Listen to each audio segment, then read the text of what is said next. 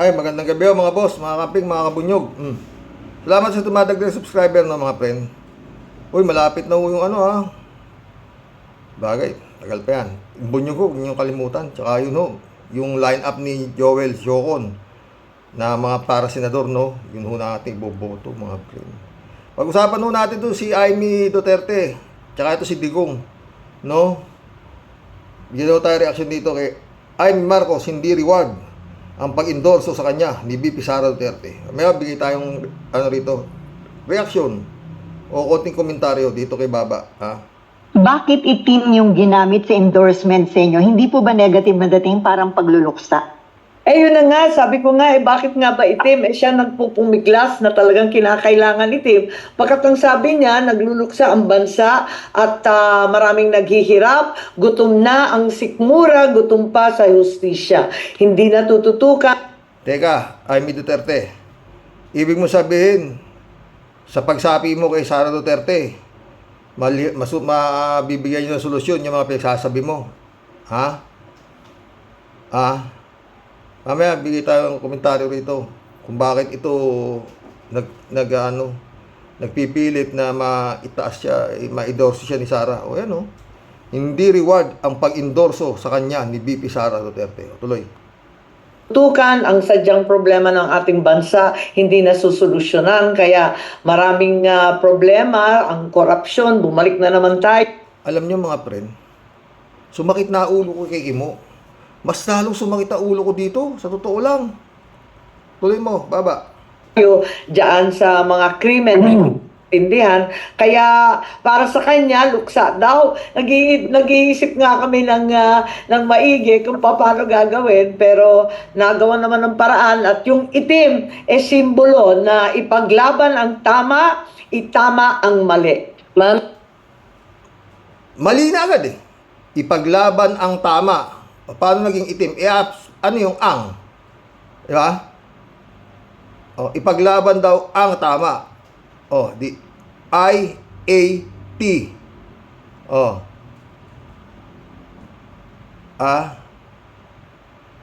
I-A-T I-M.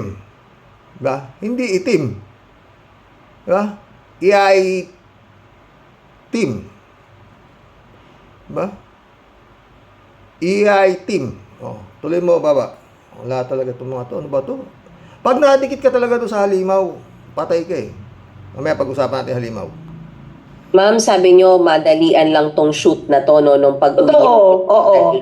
Ma'am, I need to ask directly, ito po ba ay resulta or sort of reward ni VP Sara sa inyo after the series of hearings that you conducted about the ICC arrest of his father? Reward po ba ito o paano ba? Hindi ko naisip yun. Hindi rin niya naisip. Talagang nag-uusap na kami noon pa. Sabi niya, tsaka na akong mga ngampanya. Ayoko nang umikot nitong eleksyon na to. Pero yun nga, nung pabalik niya sa Hague, inutusan yata sila ni Senator Robin, ni Presidente Duterte na mga kampanya at tulungan ng mga kasangga. Yun ang nangyari. So, palagay ko, marami namang nagpapasalamat. Ako, higit sa lahat, walang mapaglagyan ng saya, pasasalamat at karangalan sa aking puso. Simulat sa pool, kaming dalawa naman talaga magkaibigan. At kahit papano, aminado ako na Para mong sinasabi na simulat sa pool, hindi kayo naging magkaibigan ng kapatid mo sa ina. Ganun ba? Diba mga boss? Mas mahal niya si Duterte kaysa doon sa kapatid niya. Na presidente tuloy mo, Baba. Ay, haba. na naipahamak ko siya dahil hindi ko naman alam na mangyayari ang ganito. Kilala niya ako, kilala ko rin siya, kilala namin ang isa't isa, hindi nagbabago ang At kayong dalawa ay laging magkasama. Kulang. Kilala niya ako, kilala ko din siya, at kaming dalawa ay laging magkasama. Pero, baka hindi mo alam ang plano nung niyang kinakaibigan mo, puputulan ng ulo yung kapatid mo. At pinapapatay rin yung kapatid mo, tsaka yung hipag mo, at tsaka yung pinsan mo. Merong may inutusan na tao yan, live yan. Baka akala mo, naka-live pa yan. No joke, sinabi niyang, ano mo, di ba? Ha? Ewan ko mga friend, ano? Grabe na ho ang nangyari. Lahat ng dumikit dito kay Duterte, nawala sa sarili, no? Sarili niyang kapatid, oh. Bagay, nasabi naman na hindi nga si Marcos ang tatay nito. Oo, yun ang balita, ah. O, tuloy mo, baba. Ang pagtanaw ko ng utang na loob at paghanga sa pananatili niyang may tiwala sa akin. Kaya, Kala ko, paano yung utang na loob niya sa'yo? Kung hindi sa'yo, hindi mananalo yan si Digong dahil ikaw ang sumuporta nung tumakbo yan ng presidente. Binigyan mo pa ng 30 milyon. Ngayon, ikaw pa may utang na loob. Ano ba utang na loob? Malaki utang na loob siguro nito, mga friend. Hindi kaya isa to sa nakinabang nung panahon ni Digong? Malamang, no? Oo. eto, andito kami, hindi niya ako binigo at hindi ko rin siya bibiguin. Ang katapatan sa ating bansa, ang kabayaran sa kanyang pagtitiwala. So ma'am, itong political ad na to, endorsement na to, born out of your long-time friendship with Oo her. naman, hindi naman nagbabago. Kung minsan na yayamot siya sa sinasabi ko, ako naman nagalit din sa kung minsan nagsasabi siya, para lang kaming kaibigan pero hindi nagmamaliw. Parating pareho, parating consistent. Ako, sa hula ko lang, ha. Kaya ito nagpupumilit na makisimpatya, sa inabot nito si Duterte. Siguro nakikita niya. Ba? Si Ipe, pumasok. Siya nalalaglag siya, di ba? Nalalaglag siya. Nung sumapi siya kay Bongbong yata, parang namamangka nga raw siya sa buhangin, sabi nga ni Secretary Llamas, di ba? Namamangka siya ng ilog na walang tubig. Oo. Siguro sabi niya, mukhang hindi ako kiklik dito. Makidalamhati ako. Pero hindi siya lulusot kay kay doon sa number 2 ni Digong. Ek mo, sabi sa kanya, di ba? Nung hanilit, no? Oo. Hindi bilib sa kanya. Number 2 yun. Alangan naman si Sara. Pinapakisamahan din siya ni Sara, di ba? Ano ba? Sino ba naman si Sara? Ewan ko ng mga friend. Pero wala ho akong makita kasi na suporta na sinasabi na itong mga to na 32 million. Asa yung 32 million ni Sara? Di ba?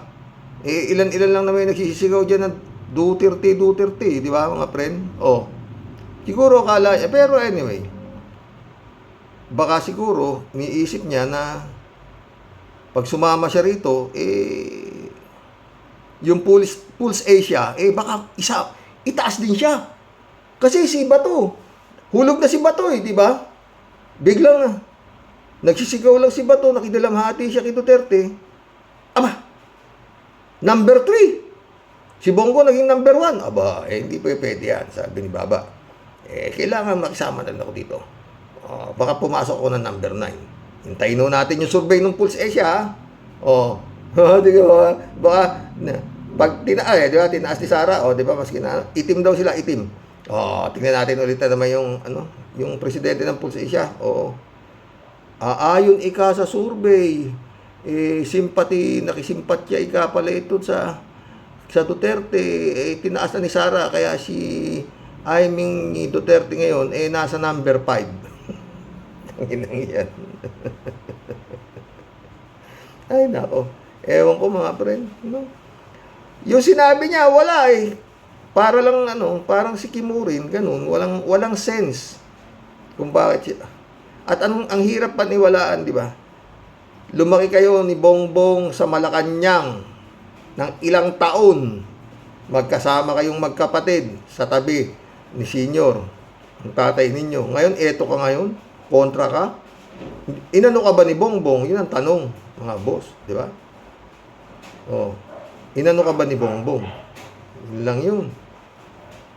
May ginawa ba sa'yo masama para ganyanin mo siya? Not unless na talagang baka miyembro ka ng Davao Mafia. Napakainit mga friend. Kamusta kaya si Kibulog doon sa loob? Crowded sila, di ba? 40 plus yata sa isang kulungan eh. Oo. Maski may tagapaypay pa si Kibulog sa loob, mahihirapan. Siguro payat na yun. Di, mainstream media, wala ba kayong magawa na ipakita niyo yung mukha ni Kibulog kung ano na nangyayari doon sa appointed son? Oo. Ha? Anak ng pusa, oh. Ewan ko. Pinamayahayan na ito Pilipinas ng baliw. Yun mga friend. No? Siguro yun ang akala ni ni Amy Duterte na pagka nakidilamhati siya talaga rito ng todo-todo, tataas ang survey niya sa Polish Asia, ha? Ito punta tayo kay Digong, no, mga friend. Pakinggan natin. Ito yung ICC rules on Duterte. Court final decision on war on drugs. Shocks the world. Ano to Throwback tayo Criminal Court is now in session. L'audience de la Cour pénale internationale est ouverte.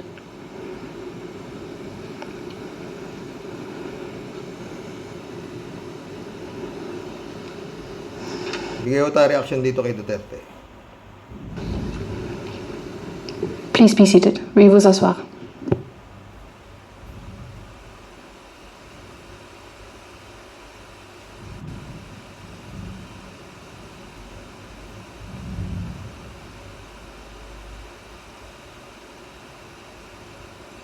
Maintenant ouverte. Je souhaite la... Good morning. I would like to welcome everyone inside and outside of the courtroom. Now, before we start with today's initial appearance, I would like to remind you that the Chamber has authorised video recordings and the taking of photographs. Please go ahead.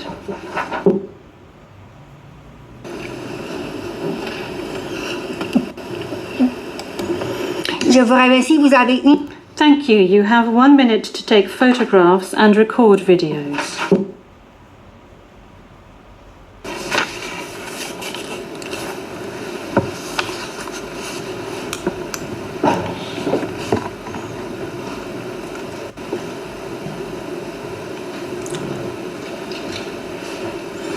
Merci beaucoup. Thank you very much. Court officer, could you please call the case? Thank you, Madam President. Your Honours.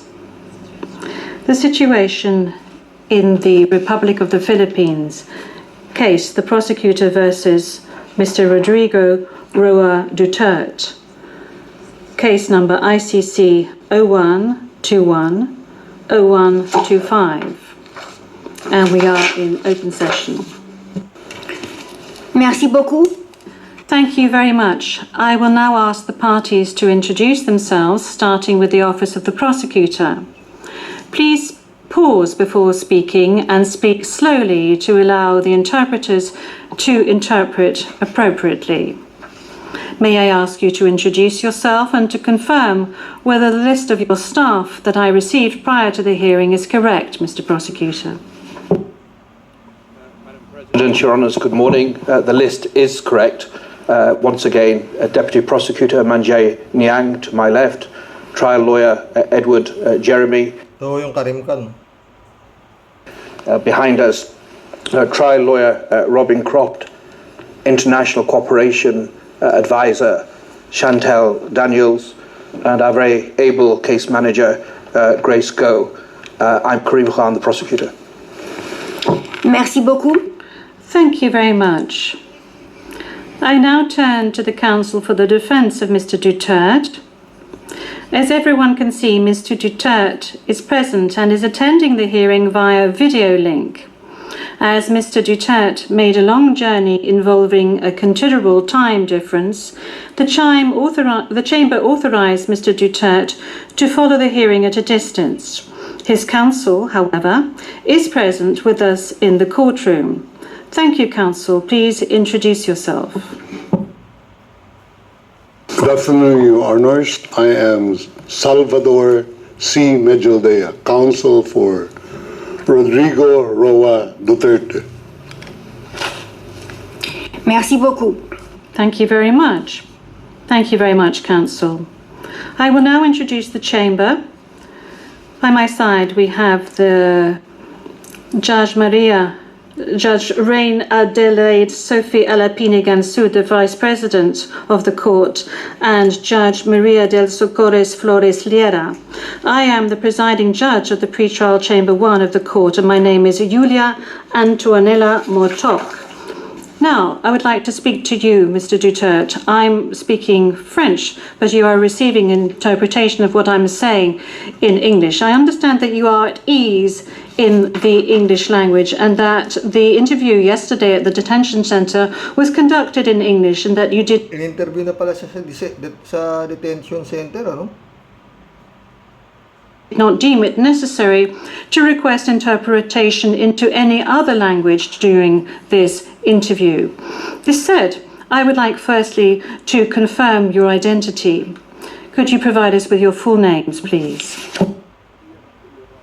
I'm Rodrigo Roa Duterte.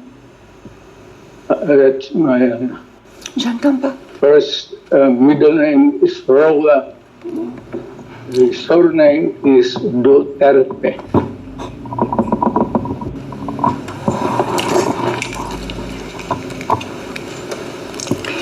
Merci beaucoup. Thank you very much. What is your date of birth? Again,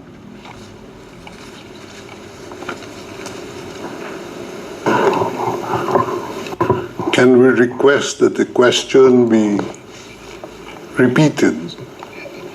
I don't think he heard it. Thank you. Repetition from the English booth. What is your date of birth? Yes, thank you very much, Counsel. I was asking quite simply of Mr. Duterte what his full names were, and then I subsequently asked him what his date of birth was and what his place of birth is. Is that all right, Counsel? yes, of course I do. My birth day is March 28, 1945. I was born in the province of Leyte in the Philippines.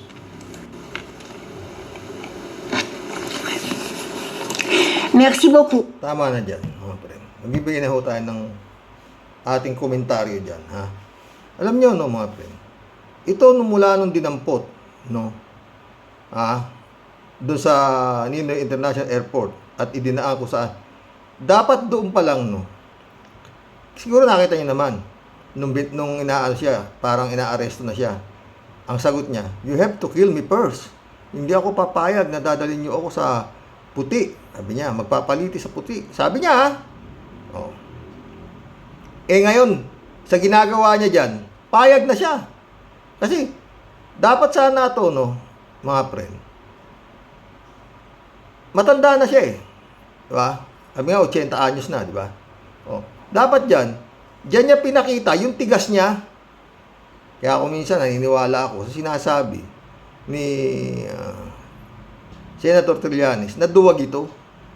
Mabunga nga lang sa ni Waldy Carbonell. No?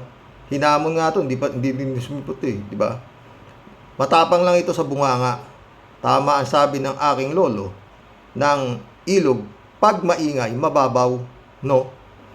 Dapat ito, nung I will not cooperate. Yun naman na sinasabi niya eh. Hindi ako papayag mapalitis dito. I was, dinala ko dito, hindi ko kagustuhan. Tsaka ito dapat doon pa lang mga friend, no? Sa airport pa lang, pumapalag na to. Hindi niya ako may sasama ng buhay. Sabi niya, you have to kill me first. Sa bunganga. Pero sumama rin siya. Di ba? Oh. Pagkatapos, nung nandoon na sa Villamor, di ba? Mas matapang pa nga yung si Kiti-Kiti. Minura pa yung yung mga pulis na dumadakip doon sa kanyang tatay. Yun namang asawa niya, number 2 niya, namukpok pa na cellphone, di ba? Pero si Duterte, hinahanap ko yung tapang, wala. Hindi man lang nakapagmura, maski na isang leche. Oh, di ba yung bunganga nito? Oh, lintik kong magmura to, puro mura, puro putang ina, leche, mga ganun. Wala man lang siyang na leche, maski kasi balikan ninyo yung mga video nung dinakip to. Maamong maamo. Oh. Daldal lang. You have to kill me first. Wala. Oh. Mga estupido, mga ganun. Walang ganun eh. Oh. Di ba? Nandun pa siya sa airport. Dapat pumapalag na siya doon. Mas maganda sana ang senaryo na talagang nakita pinuwersa siya. Mas maganda sana ang dating doon sa mga ano niya na talagang nakita yung tapang niya. Ngayon, magpapaawa ka na rin lang, di ba? Mga friend. Dapat dito, sa totoo lang, nung tinatanong, wala, I'm not recognizing this court. Gawin nyo na kung anong gusto nyo gawin sa akin. Hindi ako makiki-operate dito. Makiki-operate lang ako. Tsaka yun na nga. Wala na kayong jurisdiction sa akin dahil hindi na miyembro ang Pilipinas nitong korte na to, leche, mga ganun. Kagaya sa Senado, katapang ng bunganga niya sa Senado. O sasampalin niya pa si Trillanes. O sa Kongreso, ganun din, matapang din. Ba't pagdating dito, maamong tupa pa? Makita tayo sa impyerno, sabi niya, kung ano-ano pinagsasabi niya sa Kongreso, sa Senado. Pagdating dito, dapat, I will not, miski sabihin natin, naidala na siya dyan. Pero dyan, wala nang makakapilit sa kanya dyan. Dyan niya sana pinakita yung tapang niya. Di ba? Nung tinatanong siya. Sabihin natin malumanay din dahil nga sa maarte nga siya na mahina na siya. I am not answering any question because I am not recognizing this court. Ganon. I was brought here sabi niya against my will. Ganon. For me, they brought me here. I was kidnapped. Mga ganon. Yun din naman na sinasabi ng mga kinuha niyang puting abogado eh. Na wala ng jurisdiction ang ICC sa kanya, na hindi illegally brought siya sa Dahig. Yun din na sinasabi ng mga tigmi-milyones na abogado niya. Yun ang agrumento ng mga abogado niya eh. Na dapat ibalik siya dahil hindi tama ang pagkaka-aresto. Mga ganun eh. Hindi pala tama ang pagka-aresto. Di ba, siya na mismo. I was brought here against my will. Di ba? Hindi na. Yan, nakiki-operate na siya. Hindi naman siguro siya tulunggis. September na yung susunod. Sa ganyan sitwasyon, mga friend, sabihin mo na pakainin na siya na masasarap doon. Yung buryong, napakahirap kalaban niyang buryong. Sa edad niya na yan. Di ba? Wala siyang samantala, pamasyal-masyal na siya sa Davao. Meron niya, tingnan niya, sarap ng buhay niya. Ngayon, anong buhay niya ngayon doon? Ayan.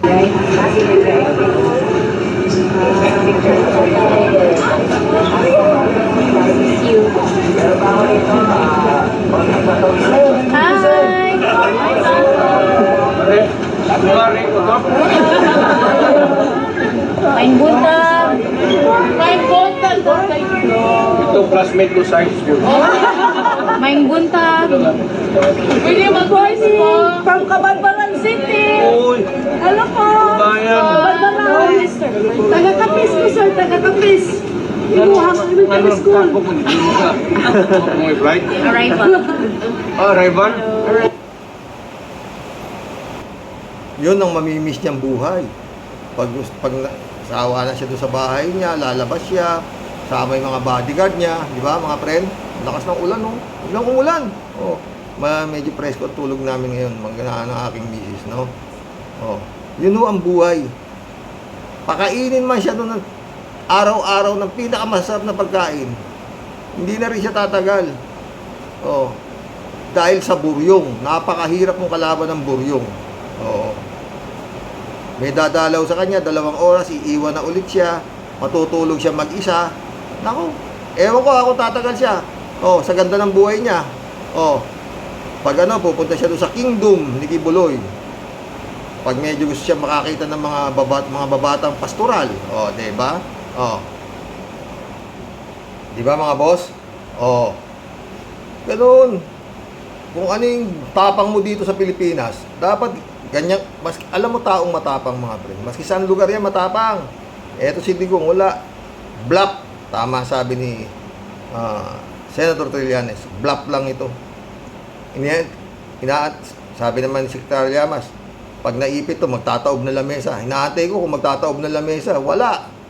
Ay, wala po, nanginginig pa. Dapat maski nanginginig siya. I will not cooperate in this court. Bring me back. You have no jurisdiction over me. O di, magkulab na nga tayo. Wala.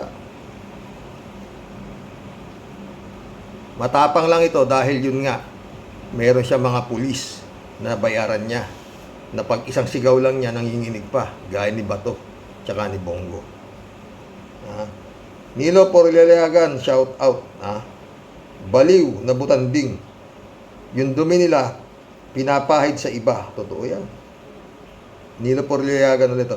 Ano pang iniintay? DOJ, kasuhan na yan. Para matanggalan na ng passport. O yun nga, ewan ko itong DOJ na ito. Sa totoo lang, parang hindi ko ano. No? Raul Villanado, greetings Kuya Rox at sa inyong may bahay. God bless. Holy Monday. God bless, Raul.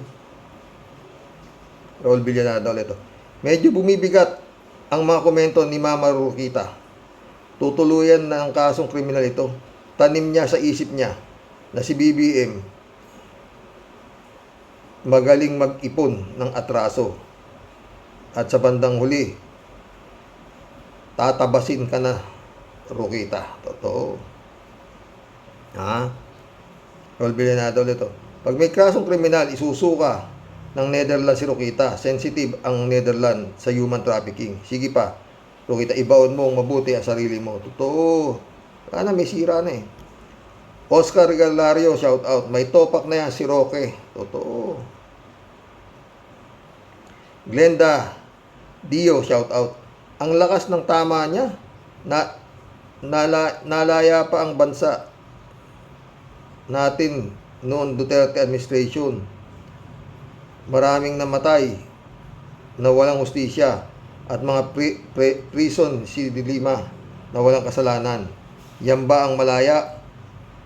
At marami ring namatay na government official, kandidato sa radio, commentator. Saan po ang malaya po dyan? Paki-explain po. Malaya yung mga tauhan ni Duterte, sila malaya. Edmundo Cheng, shout out. Ang sinabi niya noon kay Laila de Lima na harapin na lang niya ang mga kaso, kaya hinarap ni de Lima. Pero siya, bakit hindi niya harapin ang mga kaso niya? At kaya ganun na lang ang pagtatanggol niya kay Digong. Dahil kay Digong siya naging milyonaryo. Correction, Edmundo Cheng, bilyonaryo. Si Laila de Lima, di ba? Drugs pa ang kaso, di ba? Puta. Ito ng puta. Pinapagpaliwanag lang siya kung paano siya yumaman eh. Lumayas. Di ba? David Ali Mendoza. Talagang dapat mga boss eh. Lahat ang dumikit kay Digong. Lifestyle check yan. Dapat, naku, maraming pera pang mabibigay sa mga mahihirap.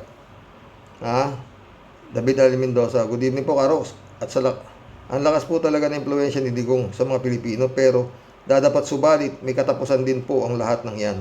Tumagal po kasi ng 6 years, 6 na taon ang pamumuno niya sa Pilipinas, kaya maraming Pilipino ang gumagaya sa kanya. At pati mga kandidato ng padapa ay kagaya din ng pag-ugali ni Digong. Totoo yan. Shout out Michael Edwin, my friend, Mike. Thank you ulit Mundo Cheng. Yung eroplano ni Kibuloy ang ginamit ni Digong para magpuslit ng mga AK-47 na armas para sa mga NPA na pinamimigay ni Digong dahil ginagamit ni Digong ang mga NPA. Totoo yan, mundo. Bukas yun ang topic natin. Leftist siya eh. Siya ang MPA eh. Siguro yung laki ng pondo, siya pa ang nagbibigay ng ano sa mga NPA, ng mga kailangan eh. Oh. Yung mga iba naman, yun, ginawa niyang mga angel of death. Oh. Ba? Ginawa niyang mga kasama nila Motabato. Oh. Yun ang nangyari. Nahawakan niya yung NPA tsaka military. Napagsama niya eh. Oh. Ganun siya kagaling. Gumamit na salapi. Oh. Pagdating na siya pa ang bida. Oh. Pag may nagkana MPA at saka militar, nagsagupa daw. Oh. May tinamaan na militar, pupuntahan niya sa ospital, bibigyan niya ng medalya. Buti. Siya rin na nagsusupply yata doon sa mga MPA na. Yun ang nangyari. Mundo Cheng ulit to. Ano na ba ang batas natin? Wala na ba tayong magagawa sa mapanira at wanted na itong si Roque at si Badoy Celes? Hanggang dyan na lang ba kayo na binababoy ni si PBBM? Aba, gumawa naman kayo ng paraan para naman mapagkatiwalaan ang bagong administrasyon. Dapat sa mga ito ay kamay na bakal at lahat ng naniniwala pa kay Digong ay mga kampo ng mga demonyo na rin. Maski minura ng ating Diyos, naroon pa rin. Totoo yan, mundo. Danilo Proilan, shout out ha. Ang baklang demonyo, nag-aasik ng lagim. Totoo. Glenda Dio ulit. Ang daming natutuwa sa pagsasalita ni Digong nyo ng masama. Kawawa ang mga kampong niya na nabudol sa masamang leader. Totoo. Mundo Cheng ulit to. Nuulit ko, hindi na dapat pang paniwalaan ang mga fake na anumang survey. Lahat ng mga yan ay bayaran. Hoy, BBM, bakit naging pangulo ka pa kung hindi mo rin lang kayang patigilin ang mga naninira sa iyong administrasyon? At kung si Lenny ang namumuno, tapos na mga yan. Kung ala kang magagawa, bakit nariyan ka pa, BBM?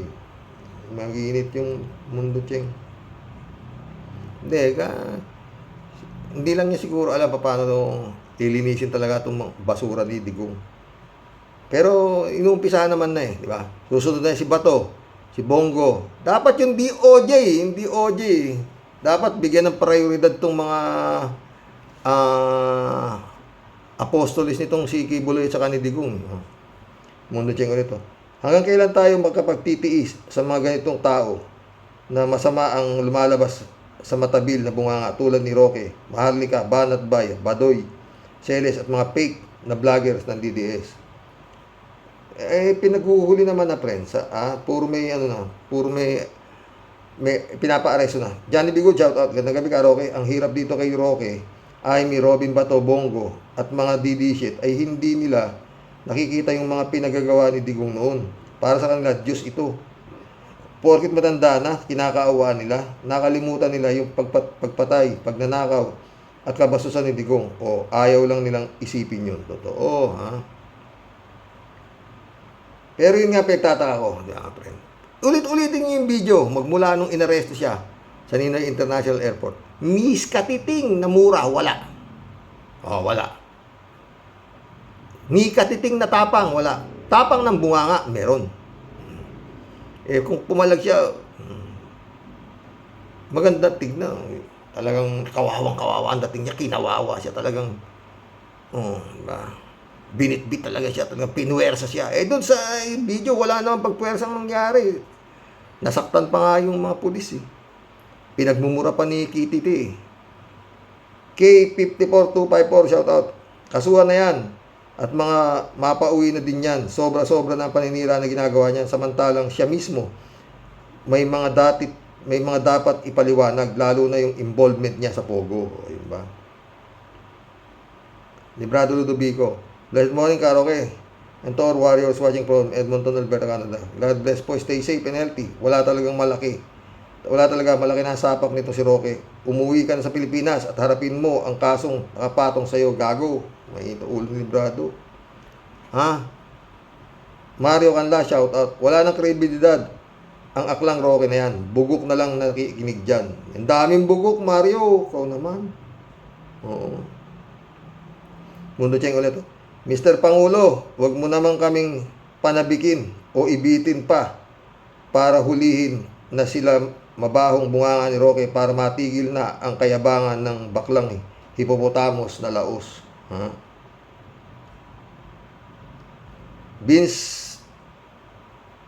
Vincent Ray, shout out. Dapat talaga naaksyonan po ng gobyerno yang si Harry Roque. Pauwiin dito sa Pinas at pasagutin sa lahat ng kanyang mga akusasyon. Matapang si Roque dahil sa ibang bansa siya. Baklita talaga. Totoo. Michelle Edwin, no? Nagtatapang-tapangan lang yan tulad ng digong na yan. Digong niya. Pagdating sa panahon, manginginig din yan tulad ng digong na yan. Digong niya. Totoo yan, Mike. Kalat ni Baya, shout out. Mundo Cheng ulit, oh. Bago matapos ang mga kaso ni Digong, malamang siya ang natapos na dahil sa buryong. At ang kanyang mahal na kabit, iba na ang kapiling. Aray ko po.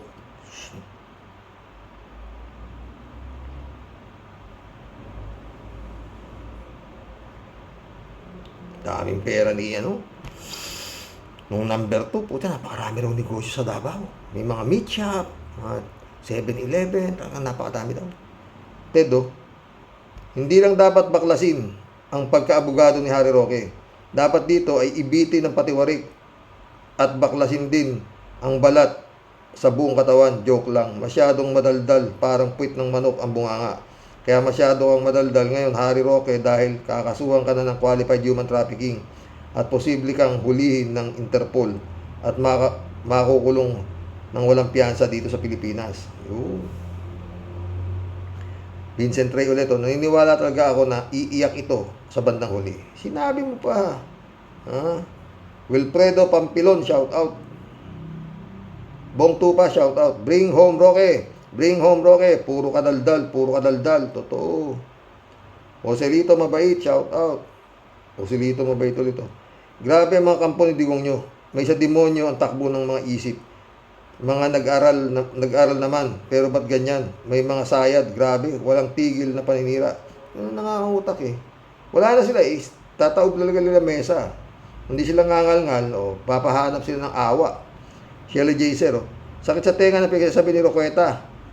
Nagpakabobo na talaga ang lantod. Hay, nako Roqueta, may Diyos, wag ubod ng May Diyos, wag ubod ng sinungaling. Naririnig ka niya at nakikita kung anong pinagagawa mo. Huwag kang umasa na bigyan ka ng asylum dyan. Ayaw nila ng masamang tao katulad mo na member ng Pogo. Kaya bumalikan sa Pinas, mayaman ka na nga, hindi ka naman makatulog ng maayos. Totoo yan. Tago tayo, tago kayo ng tago. Mag-asawa. Yan ang parusa ng Diyos sa inyo. Yan ang Happy Easter Monday. Mga ka-warriors, God bless us. God bless, Shirley Jaser. Danir 8761, putres na abogadong baklayan, dapat itapon na sa buwan niyang kung ano-anong nagsasabi, nauulol na, tapos may mga sakristan pa na umaamin po eh. Oo nga tayo no? Friend Shermin sa Peda, shout out. Christian Sen, July 7 Alcantara, shout out sa inyo mga friend, ha. Friend Amy Vingson, Dolor Garcia, shout out. Oy, friend Amy, sana okay ka lang, ha. Jeff Ramos na, shout out. Sabi ni Tia Deli, anak ng ano ba yan, Sir Rox? Ba itong pinutukan ng lintik na to, dapat po talaga dito, Sir Rox, bigyan ng isang malupit na pilipit sa betlog, ano po. At itong buhayang halimaw na to, mataldahan ng mataldahan talaga. Madaldal talaga.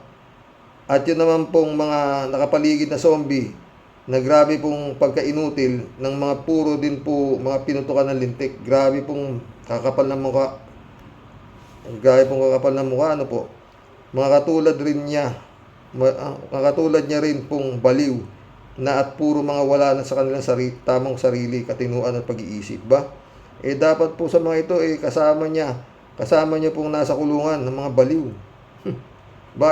Akalain mo yan, Xerox, na para pong puon na dinadasalan at sinasang ayunan po nila. Yun nga. Naku, amano nga po kayong mga yawang inutil kayo, magsiuwi na kayo. O kaya, sama-sama na kayong magsitalon sa bangin. Kasama niyang puon nyo. At nang mabawas-bawasan, kahit konti ang mga salot na ayon nga kay Xerox, andito sa lupa ang lupit ng impyerno. Yun nga sasabi ko mga friend nandito ho yung mga demonyo. Mag-ingat ho kayo. May mga akala mo matino, yung pala may sungay. Sana yung hipag ko. Diba? Simba na simba, kalain mo, demonyo pala. Siguro baka mamayang gabi o bukas, baka makapag-vlog ako sa hype na. Di ninyo nabibigyan ng kahihiyan ang mga kapwa nyo Pilipino. Diyan pa talaga kayo nagkakalat ng lagim at kahihiyan sa mga pinutukan kayo ng lintek. Ngayita ulo ng Tia Deli. At ito naman pong si Butanding, dapat po talaga dyan, sa halimaw na yan, ibitin ng patiwarik, balatan ng buhay bago litsyonin. Oy, Bugok! Grabe na ang luwag ng tornilyo mo sa tuktok. Di ko alam at di ko maintindihan bakit ikaw di pa hinuhuli at hinahayaan ka pang pag-alagala kung saan-saan. Totoo yan, ha? Kung tunay kang matapang at matabil, umuwi ka sa Pilipinas. Ang problema nga, Tia Deli, paano nakalabas yan? Kaya talagang itong gobyerno ni Marcos, marami pa rin mga sinasabi ni Maharlika na mga ahas na puti na nakakalat sa mga bawat departamento. Oo. Doon ka magkukuda at doon mo ipaliwanag yung katangahan mo. Yung mga ninakaw mo at kinita mo nagaling sa bula, mauubos din at mawawala na para ding bula. Kaya ang labas mo, Butanding napadapa, enjoy your stay dyan sa dahig. Malapit-lapit na. Malapit-lapit ng ikay makakalawit. Mga drama mo na ubod ng lupit. Sure na winner ka. Diyan ka masasabit. Hindi, Tia Deli, iniintay niya pagdating ni malapit na rin dumating yung yung isa, yung si Bato, malapit na rin dumating, oo. Pandoy Bayagyag, shout out. Presidenteng mamamatay tao si Duterte. Totoo yan. Pandoy ulit, Malamang nabayaran ni Bongo ang mga survey company, pero ang mga rally nila, Bonggago at Bato, ay nilalangaw. Paano ka maniniwala sa survey kay Bongo, kay Bonggago at Bato? Totoo. Pandoy ulit, Paano number 1 si Bonggago? Hindi nga makaparami ng tao sa maisog rally nila. Totoo, di ba? Maisog rally na yan, Pandoy, di ba? Etong mga survey na to, ay nako. Rodelio Felipe, Roque, antayin mo ang katapusan mo. Masusukol ka rin. Siya. Si Raul, Kalat ni, alam mo, thank you so much ulit, Kasani. Alam mo na kung ano yan. At ikaw naman. Good morning, Kasani. Sa uulitin, basta pogi, siguradong gagabihin. Ganun pa man, purgahin mo ang mga batak ng mga yan, Kasani. Bless your family. Blessed. God bless, Kalat niya. Pipito Duran, shout out, Nililito lang kayo ng mga issue tungkol dyan. Tutok lang sa re-election, dayaan na naman. Totoo. Sebastian Sartin Gonzaga, shout out. Next week, warrant arrest ba to? Ay bababa na. Yun. Sebastian ulit. Si Harry ang nag-uudyok sa mga tao. Dapat nito kay Harry ay kasuhan. Di ba? Ewan mo atong gobyerno ni Marcos Elizabeth Iscare, shout out. Good morning, Sir Rox. Ibang klase ang kadramahan ni Roquetang bakla na ito. Pinakamamahal daw na presidente ng ating bansa ang digong daw na ito at kinidnap daw. Hoy, di kami mga tanga at kasimbobo mo, bakla ka. Yung puon mo nga ang halimaw sa ating bansa. Talaga. Elizabeth Iscare ulit, Sir Rox, Akala siguro ni baklang ito, marami pa ding naniniwala sa kanila ng amo niya. Isang halimaw, walang kinikilalang Diyos at akala niya above the law sila. Dapat lang na makulong ang poon niya at doon na siya mamamatay na nag-iisa. At yan ang mabigat na parusa sa kanya. At pati sana ang baklang ito at aliporis niya, mawala na sila sa ating bansa. Ay, totoo. Elizabeth ulit to. Basta tayo sa Rox, di tayo mga bulag at pipi na naniniwala sa isang halimaw na walang galang sa kapwa at sa ating Panginoon. Karma is real sa Rox at kumilos na ang tadhana sa kanila. Totoo yan, Elizabeth. Arnulfo Fabian, shout out. Kung pwede lang i-plus sa Inidoro ang baklang butanding na ito. PI kung ano-anong sinasabi. Baliw, di ba? Arnulfo. Daniel Garcia, shout out. Wala nang maniniwala dyan sa bugok na yan. Totoo. Ted, shout out. Ninenervyo si Bad sa kasamang picture nila Sarah at Amy. Medyo madilim ang background sa picture nila.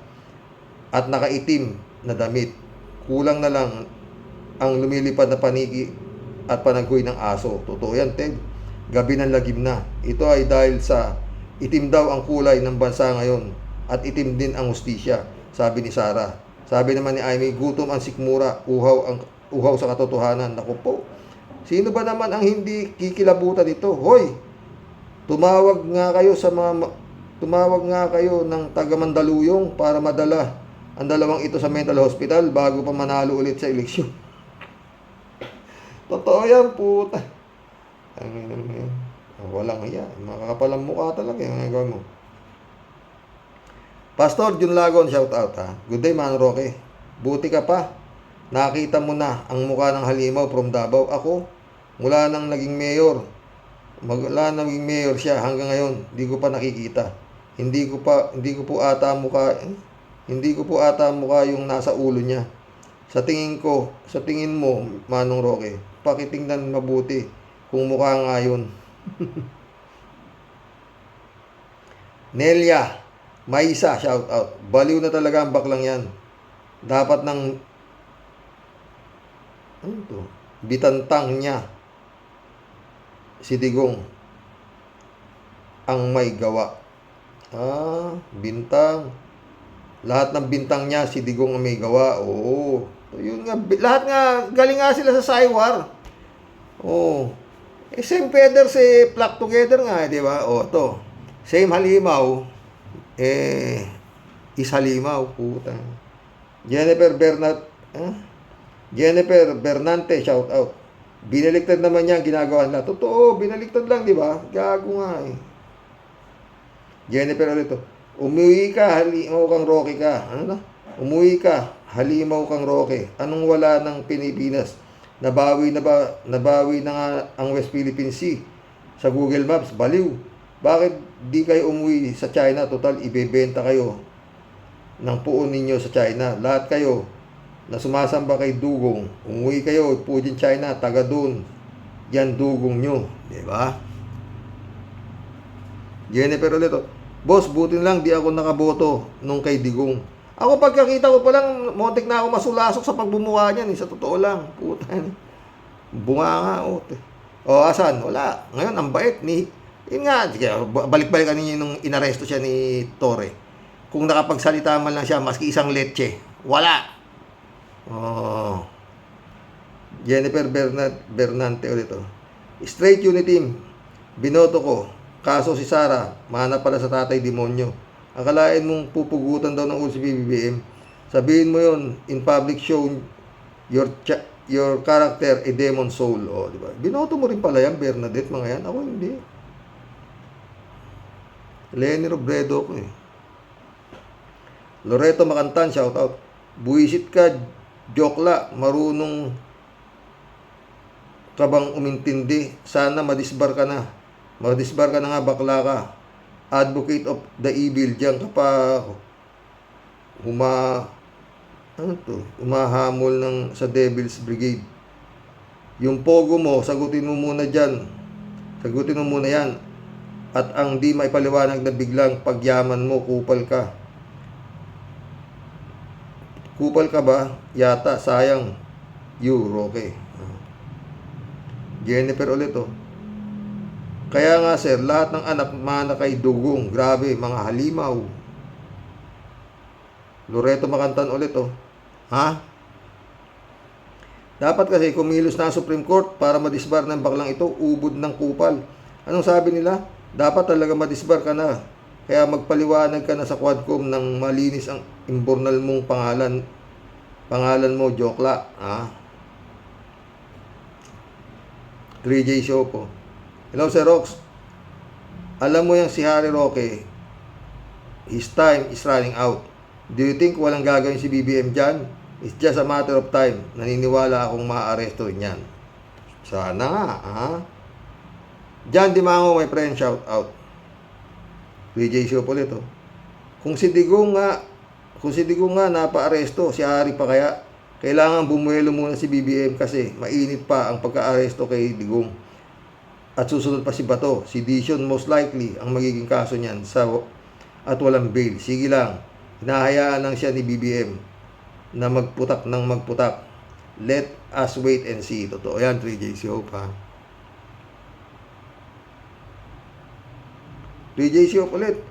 Ayan na nga, Sir Rox. Mainit-init na balita. Ang arrest warrant ni Bato. Andyan na. Paano yan? Magkakampanya pa siya. Saan siya magtatago?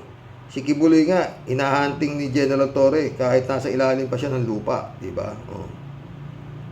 Tapos na yung mga yan. Malapit na finish contract nila yan. 3J show ulit. Oh. Kasi naman, sa dami-daming akusasyon nila, Bato Aimee, sa pahiring nila, bakit di nila pinakulong si General Torre? Ayan tuloy, baka si General Torre umareso sa kanya. Dami kasi ngaw-ngaw ni Aimee. Wala namang napala ang pahiring na yan. Parang pahiring din ni Bato. Doon sa pulburon video, kung sino-sinong pinatawag, Marcel Soriano, yung ni Pinoy, ano ba yun? Yung abogado. Oo. Pumunta rin. Wala naman siya napiga. Ulul. Ha? Sinabihan na nga ni General Torre si Cayetano na magdemanda na lang kung magreklamo sila sa pag-aresto kay Digong. Ayan, di nyo dinimanda. Kaya Bato, here comes General Torre. Pupusasan ka na. Totoo yan. Ha? 3J show ulit to. Si Rox, now that Sara endorsed Aimee, ano kaya iisipin ng mga loyalists? Tiyak namang hindi iboboto yan ng mga Ilocano. Lalong di iboboto ng mga Pink at Dilaw. Hindi rin naman lahat iboboto siya ng mga DDS. Kasi nga, isa siyang ek-ek, sabi ni Johan Nilet. Kaya sa palagay ko, kahit inidoro pa siya, kahit inendorso pa siya ni Sara at Robin, hindi sapat para manalo yung Aimee na yan. Namangka siya sa maraming ilog na walang namang tubig. Ang problema dyan, baka tapos na nga yan eh. Baga sa sineset na yan, sineset na. Ang susunod dyan, baka tataas na naman ang susang survey niya sa Police Asia dahil yun nga, may dahilan na naman yung Police Asia eh. Kasi inendorso ni Sara kaya biglang tumaas eh. Hindi malayo yan. Sana mali ako. Maril Pabianak, shout out. Good day po tayo sa mga ka-warriors. Lumihis na nga po sa katinuan itong si Roque. Liku-liko na talaga ang paninindigan. Ang dulo nga po ni Roque, may kalalagyan siya bilang Pilipinong pasaway. And speaking of likong pag-iisip, may pasabog po ang dalawang anak ng diktador Aimee and Sara. Itim ang campaign ads, sobrang napaka-negative ng dating. At sinong mang makakapanood, nagmamagaling pero mga balik din ay sa sarili din nila. Dreaming pa din until now, sa kabila ng maraming katibayan, pero tila bulag silang lahat sa katotohanan. God bless as always. God bless, Marilo Castro. Mission accomplished, mga boss. Nakapag-collab na naman tayo. Hindi tayo inabot na 1 oras, mga friend. Bukas, maganda-ganda na naman ang topic natin, mga boss. Ay, nako. Lord, save the Philippines. Sana maikahon na itong mga mabagal. Secretary Remulla, Napakatagal na niyang ipinail ni Secretary Senador Trillanes. Baka pwede namang gumalaw na. Kompleto yan. Pati ebidensya. Natutulog. God bless. Good night.